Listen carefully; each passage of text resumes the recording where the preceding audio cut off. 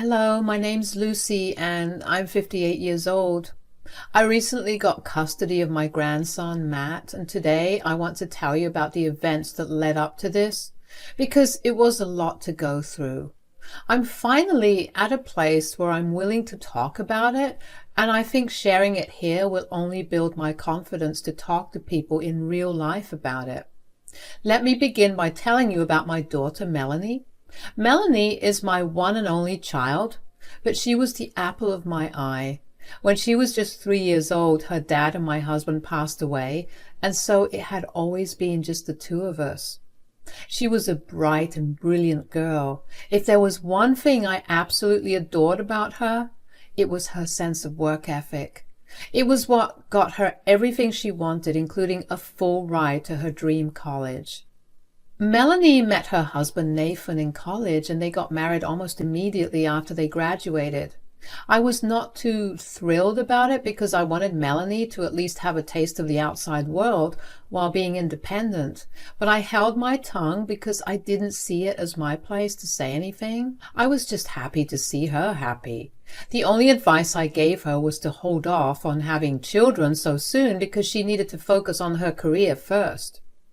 She did not really listen to me because only 2 years later she got pregnant with my grandson Matt. I was once again not thrilled that she was pregnant so soon, but a part of me was a little excited at the idea of becoming a grandmother. When Matt was born, it was truly a moment of pure joy for me. The first time I held him in my arms, I just knew that I was going to spoil him rotten. Fast forward to around 2 years later, Melanie and Nathan decided to move to another state because Nathan found a better job there. I was not happy that I was going to be separated from my grandson, but I knew that Melanie and Nathan were only doing that to provide a better life for Matt, so I learned to live with their absence. They did come back around 8 years later, and I was overjoyed to welcome them back. During those 8 years away, I did not see them in person even once. I only ever communicated with them via Skype and your regular calls. Anyways, when they got back, Nathan and Melanie rushed head first into working. They began to leave Matt with me a lot because they would work from 8 in the morning to 9 in the night. Now, I have no idea if they were actually working, but I was glad that I got to spend a lot of time with Matt. As a result, the both of us got close. I became Matt's favorite person and he became mine, and I spoiled him just as I had originally planned. But things only started going downhill starting with Matt's 12th birthday. His parents and I always have a big celebration for him, but this particular birthday I could not be there because I was on a work trip. I tried my best to come back by the morning of his birthday, but I couldn't.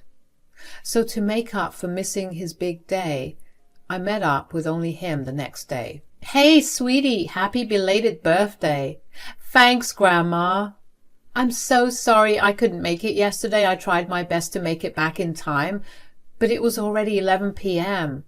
"It's okay. You made it up to me anyway." How could I not celebrate my favorite grandson's birthday? "I'm your only grandson, Grandma." Okay, you're still my favorite though. Anyways, 12 is a big age. "What did you do yesterday?" "Nothing." "Nothing? Oh, come on, Matt. If you're trying to protect my feelings for missing out on your birthday, I can assure you that I'll be fine." "No, Grandma, I really didn't do anything." "What do you mean? Didn't your parents take you out for dinner? I sent your mom money for that." "Well, I sat at home all alone throughout the day except for when my friends came over for a bit. Mom and Dad came back home really late from work, so I didn't do anything." "Why were your parents working on a Saturday?" "Mom and Dad picked up extra hours because they apparently needed the money." "That's odd. The least your mom could have done was tell me that they weren't celebrating your birthday. I would have had even more money to spend on you." "Grandma, that's really sweet, but I'm already used to this." "What do you mean?" "I mean that Mom and Dad are almost never home and they always miss big events because they're too busy working." "That's so sad. How do you feel, though?" I was sad yesterday, but I don't think I should have been. Why? I mean, it's only natural to feel bad when your parents forget about celebrating your birthday. I mean, they've been doing it for so long, I should not have thought that they would have remembered. Sweetie, that's so incredibly sad. I'm going to talk to your parents about it. You don't deserve this. No, please don't. They'll only get mad at me and they might not let me see you again. But please, Grandma. Fine. But you're staying with me tonight and we're celebrating your birthday properly. I tried my best to forget what Matt had revealed to me for only the duration of his celebration with me. I took him out and let him buy whatever he wanted. He seemed very happy and I was glad that I was able to lift his mood up. The next day after Matt left, I called Melanie and asked her why Nathan and she hadn't celebrated Matt's birthday. Melanie simply told me that they were busy. That made me very angry. Aside from the fact that Matt was my grandson, he was also just a child. No child deserves to be forgotten that way. I told Melanie the same thing and she told me to mind my own business and not teach her how to parent. I held my tongue only because I was worried that she would cut off my access to Matt. Around a month after Matt's 12th birthday, I got a phone call from Matt while I was at work. Grandma? Matt, sweetie, how's everything going? Grandma, I need help. What? Why, what's going on? I feel really sick. Oh, sweetie, where are your parents? I've been trying to tell them that I haven't been feeling well for a long time now. And they haven't been listening? No, they keep telling me that I'm fine and that they're too busy to do anything about it. Okay, on a scale of 1 to 10, how bad is the pain? 10. Whoa, where is this pain you're feeling? Near my tummy. Grandma, could you please get here fast? I don't think I'll be able to stay awake for too long. I'm already on my way, sweetie. Just keep talking to me. Tell me, how long have you been feeling this way? I've been feeling this way for a week and a half now. And it's always been this bad? Yes. Why the hell would your parents not take you to the doctor? That's not right of them. I don't know. I tried to tell them. I even went to them and cried about it, but they just brushed me off. I'm going to have a stern talk with them. In the meantime, I'm only 10 minutes away, sweetie. I'll be there super soon. Are you lying down? I'm sitting at my desk. Could you get on the bed and try to lie down? Maybe that will ease the pain a little.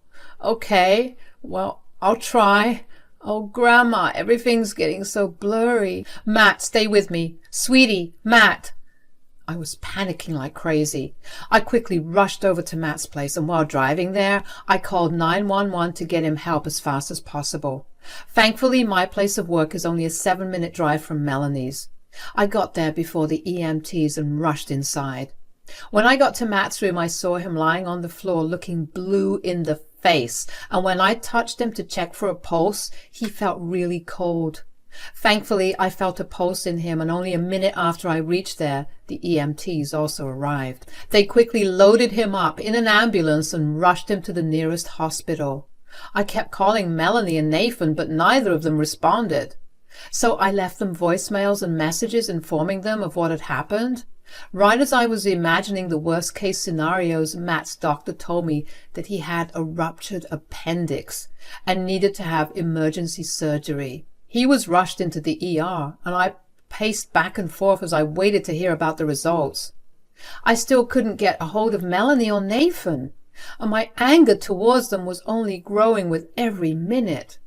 Thankfully, Matt's surgery went off smoothly, and he quickly came back to consciousness after he was put into his own ward.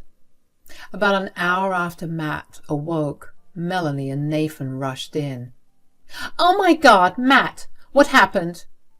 "Apparently my appendix ruptured, and I needed to have immediate surgery." "How did this happen so suddenly?" "Suddenly? Matt has been telling you about this pain for over 10 days. "Sure, but how were we supposed to know that it was this serious?" "Are you being serious right now? As Matt's parents, both of you should look after every pain and illness that Matt has, regardless of how tiny and insignificant it seems." You know, I don't appreciate you talking to my husband that way. I wouldn't have to talk to either of you this way if you just took care of your son. Are you accusing us of being bad parents? Yes, I think I've been pretty clear about it as well. This was our only mistake. A mistake that would have cost Matt his life if he hadn't called me. Not to mention both of you value your work over Matt all the damn time. We do not. Right. Tell me that when I've been picking him up at least 3 times a week from school because both of you forgot that you had to. Listen, we're working hard to provide for him. Sure, we forgot to do certain things every once in a while, but that doesn't make us bad parents. You think Matt is going to care about all the money you got him 5 years down the lane? No. All he's going to remember is how you neglected him and how your neglect almost got him killed. You are overstepping so many lines. That is it. You may be Matt's grandma, but you have no say in how he's brought up or what we as parents do. I want you out of his ward. But Mom, I want Grandma here. She brought me here, so I think she deserves to be here. Matt, stay out of it. Once you're nice and healed, you are going to be in trouble. Why will he be in trouble? He could have called us and told us about his pain. Instead of coming to us, he went to you, and now we're beyond humiliated and embarrassed. You can't take your feelings out on him. He's been suffering, and he reached out to the only person he knew would take his pain seriously. Okay, Lucy, you really need to step out now, or we will have to get you thrown out. You can't do that. As his parents, we'll be given first priority. I just have to tell the nurse to take you out of here. Fine. But this isn't over. Matt, sweetie, take care. Everything will be fine, and you have absolutely nothing to worry about. I'll see you soon. I was beyond enraged, but once again I decided to hold my tongue because I knew that I couldn't just abandon Matt when he most definitely needed me the most. I tried my best to get in contact with Melanie and Nathan to get updates on Matt, but neither of them answered any of my calls or texts. I could only hope that Matt was recovering nicely. That was until just a week after his surgery, Melanie called me and asked me to look after Matt during the daytime after work until they came back home. She never addressed our last conversation, nor did she apologize for how she talked to me. I let it go because I was just happy to see Matt again. The next day, I rushed over to Matt right after work and saw him lying in bed and playing a video game. There's my brave and strong man. How are you doing, champ? I could be better, I guess. Have Mom and Dad been taking proper care of you?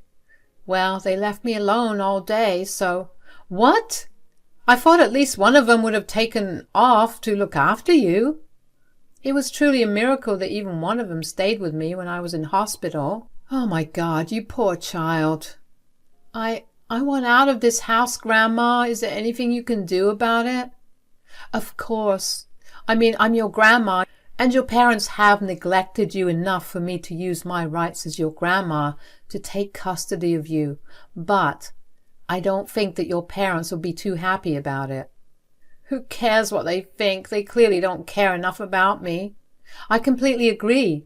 You'll be a little busy, though, and you'll probably have to go to court, and it'll be really tiring. I'll do anything to get out of this house. If I could survive my appendix bursting, I think I can handle being tired for a while.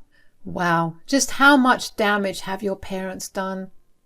You know, one time they forgot me in another state because they got too wrapped up with their own things. Another state? Yeah, one time they surprised me with a road trip, which only turned out to be a business trip for the both of them. I stayed in the hotel the entire time while both of them worked. And one day after their meeting was done, they just left. They completely forgot I was even there. I had to spend a whole night at the police station waiting for them to come back. Did the police say anything to them? They spoke to my dad and he told them he was overtired and that it was an honest mistake and they let him go. I got yelled at afterward for not calling them. My God, they're monsters. Do you see why I want out so bad? Absolutely, honey. Let's give you another day or two to feel better, and then I'll bring a lawyer over and we can start discussing getting custody of you. Thank you, Grandma. I didn't think I could get any more appalled by Melanie and Nathan's parenting, but there I was, listening to just a few snippets, and I already wanted to unleash hell on them.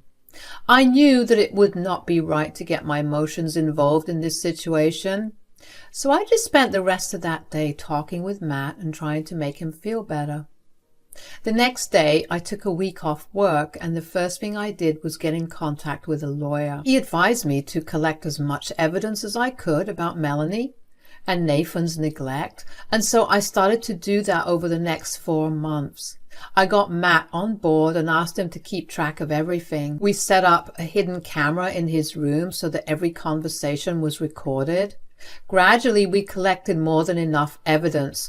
Along with evidence from the past and testimonies from those involved, we had more than enough evidence to guarantee my custody of Matt. With that, I filed for Matt's custody, and Melanie and Nathan were summoned to court. Of course, they did not take it lightly, and I got a very angry call from Melanie. "What do you think you're doing?" "Oh, hi, Melanie. Do not try to be nice to me right now while you're trying to take Matt away from us. You have shown me one too many times how you neglect Matt. I don't want him growing up thinking that he's never cared for." "That was one isolated incident, Mom." "I've been speaking to a lawyer and to Matt. Matt has told me about all the other non-life-threatening ways you and Nathan have been neglecting him." "So you've brainwashed Matt into thinking that we don't love him either?" "I didn't do that. I think he wanted to leave a long time ago, but he didn't know he could." "How can you even say that? This is all you're doing. You had to throw a huge fit in front of him at the hospital." "Melanie, I don't think you realize just how scary it was to walk into your home and see Matt lying unconscious and blue on his floor. It took everything in me to remain calm and get him the help he needed. Your nonchalance about everything that happened to him is only making me angrier." "We are not being nonchalant." "You haven't even been paying attention to him after he had his surgery. Neither of you even took some time off to look after him. He's been home alone most of the time." "Oh, shut up, Mom. We invited you over. He was not alone." "I only see him after I'm done with work, which is around the afternoon. You and Nathan leave early in the morning and don't even get back until late evening. He's alone for a good portion of the day, and as far as I'm concerned, that's major neglect." "How do you expect us to pay off the surgery, huh? That was only more stress on us." "Are you trying to blame Matt for something he had no control over? If the shoe fits, you know what will alleviate you of all this financial stress? If you let me take care of Matt. He's my son. Your son that you do not care for. You can either make this easy, or I will drag everything you've ever done to Matt into the public. Are you threatening me?" "If the shoe fits. Now I have to go meet with my lawyer. You have 3 days to give me an answer. Bye." I actually did plan to provide evidence of all of Melanie and Nathan's neglect to all our family and Nathan's family, along with their workplaces, because I saw no reason for people like them to have children. It was only a miracle that they lived close to me, so I had some form of knowledge of what was happening on the inside. Matt was upset that his parents just did not see why they were wrong, but I stood by his side and assured him that the way his parents fought was not influenced by him or any of his actions. 3 days later, Melanie and Nathan willingly gave up their custody of Matt to me. Let me tell you, I have never in my life seen someone as happy as Matt was when he found out that his parents were signing over their custody of him. Matt cried for a good 5 minutes in pure happiness. Seeing him that happy only made my heart break even more for him at the thought of what the poor child must have gone through for years before someone even listened to him. Of course, Melanie and Nathan were not very nice about handing over their custody of Matt to me after the deed was done. At first, they were low-key about it, but then the family began to get suspicious of Matt never being with them. They eventually came clean about their loss of custody of Matt, but not before blaming me for ruining their family. I got hundreds of calls from so many people telling me that I was a horrible person for taking a child away from their parents. I ignored all of it because Matt was my first priority, and creating a safe space for him was more important than dealing with people who just wanted to gossip. I dealt with all the harsh blows that my family sent my way and made sure that Matt would have no idea about it. But then things took a turn for the worse when Melanie and Nathan began telling everyone that Matt had been the one to convince me to take away their custody. Now, Matt has a phone and number of his own, so he began to get texts from a lot of family members asking him why he was breaking his parents' hearts this way. That was when I truly saw red. I was fine with whatever Melanie and Nathan had been saying about me, but to drag their son's name through the mud? I would not stand for that, and I would not remain silent. So I created a group chat for everyone in the family that had been harassing us, and I shared a folder full of evidence of Melanie and Nathan's neglect of Matt with them. I then exited the group chat and blocked every one of them on both Matt's and I's phones. I heard from some of my family that I was still in contact with that evidence I shared with everyone else had caused major backlash towards Melanie and Nathan. They've been ostracized by the entire family, and nobody's willing to associate with them. One of them even contacted both of their employers about their actions, and Melanie and Nathan are facing issues with their jobs. I would feel bad for them, but what did they expect when they were the ones being cruel and inhuman? I stopped wanting to hear anything about them, not only for Matt's sake, but also for mine, because every time I hear anything about them, I can actually feel my blood pressure shoot up in anger. But let me end this on a happier note and inform you that Matt has never been a happier boy. He's gone back to excelling at school, and if there's one thing I miss before having Matt stay with me, it's a quieter house, because the boy constantly has his friends over. I'm joking, of course. The child deserves to laugh and smile as much as he can after everything he's been through. I'm going to do my best to protect and provide for him, but I can already tell that he's got a much better handle on his life and himself, so I really won't have much to worry about. Thanks for giving me your time.